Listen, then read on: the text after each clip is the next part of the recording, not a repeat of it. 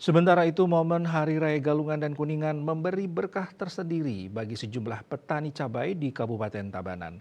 Saat ini mereka sumringah lantaran harga jual cabai semakin mahal, sekaligus jauh di atas harga Break Even Point atau BEP. Petani pun meraup keuntungan dari menjual hasil pertaniannya.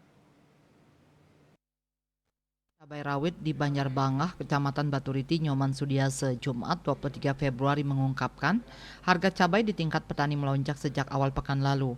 Harga cabai merah keriting naik ke posisi Rp74.000 per kilogram, sedangkan cabai merah besar meningkat menjadi Rp71.000 per kilogram. Menurutnya kenaikan harga cabai ini dipicu oleh meningkatnya permintaan pasar atau konsumen seiring makin dekatnya Hari Raya Galungan dan Kuningan.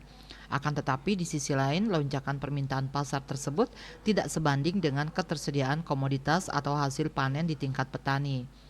Sudiase memprediksi lonjakan harga cabai akan terus berlanjut hingga setelah Galungan dan Kuningan.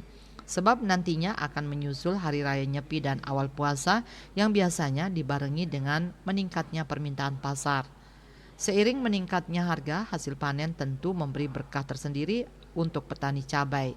Terlebih harga jual cabai di tingkat petani kali ini jauh berada di atas harga BEP. Cabai merah kecil BEP-nya berada di posisi Rp18.000 per pohon dan cabai merah besar berada di angka Rp22.000 per pohon.